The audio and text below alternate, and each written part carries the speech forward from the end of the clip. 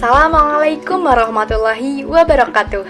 Perkenalkan, nama saya Haniatul Muflihah. Saya dari Prodi Pendidikan Bahasa dan Sastra Indonesia. Jadi teman-teman, saya di sini akan memperlihatkan kepada kalian mengenai cuplikan video, yaitu seorang pembicara yang menurut saya memiliki karakteristik pembicara ideal. Siapakah itu? Nah, jadi di sini saya memilih untuk memperlihatkan cuplikan video dari Najwa Shihab. Pasti kalian akan langsung tahu, wah, Najwa Shihab seperti itu. Dan kenapa sih saya memilih beliau? Karena menurut saya beliau memang memiliki ciri-ciri atau karakteristik sebagai pembicara ideal. Mau tahu videonya? Lihat yuk! Teman-teman, yang tadi kami tunjukkan itu baru sedikit dari puluhan hoax, virus dusta, kabar bohong yang menyebar terkait dengan corona. Mari malam ini berusaha sedikit demi sedikit mematahkan hoax-hoax itu. Karena jadi kalau orang batuk misalnya yang terinfeksi itu kemudian bisa sampai ke tempat yang lain dengan arah angin begitu. Jadi itu yang kemudian cepat mematikan. Kalau virus itu dengan cepat bisa mematikan seseorang, itu yang menjadi ketakutan. Oke, mari kita bedah satu-satu. Lewat udara, batuk, ketiup angin, terkena orang, bisakah tertular, dokter? Tidak. Siap. Ketika memegang benda tertentu yang pernah dipegang, itu berapa lama sih virusnya nempel di benda itu?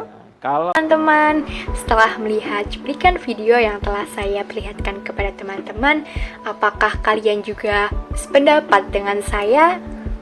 Jadi teman-teman, saya tadi telah menuliskan keterangan mengenai bagian dari beliau yang menurut saya termasuk ciri-ciri sebagai pembicara yang memiliki karakteristik ideal.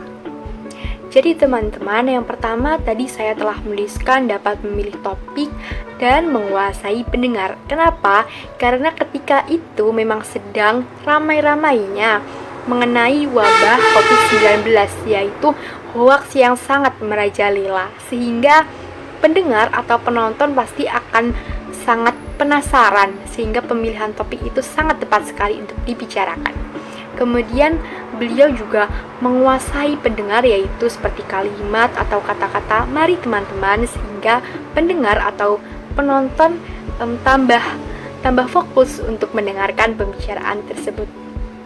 Kemudian cara menanggapi beliau, yaitu ketika beliau mendengarkan orang lain berbicara, beliau seperti menganggukkan kepala, seperti fokus sekali untuk mendengarkan orang lain berbicara, seperti itu. Kemudian memiliki sudut pandang yang baru dan menguasai materi. Kenapa?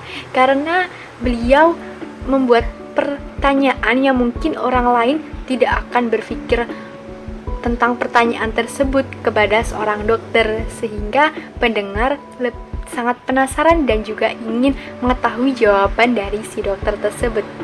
Seperti itu. Kemudian menguasai materi karena beliau sangat lancar sekali ketika menanggapi, ketika berbicara seperti itu tentang materi yang sedang dibicarakan tersebut. Menurut saya seperti itu. Yang terakhir teman-teman, yaitu gestur tangan dan tubuh, yaitu ketika beliau berkata, beliau melakukan gerakan tangan seperti ini dan juga bahu seperti ini. Seperti itu menurut saya teman-teman. Dan itulah yang saya katakan sebagai pembicara yang memiliki karakteristik atau ciri-ciri sebagai pembicara ideal. Sekian dari saya, kurang lebihnya saya mohon maaf. Wassalamualaikum warahmatullahi wabarakatuh.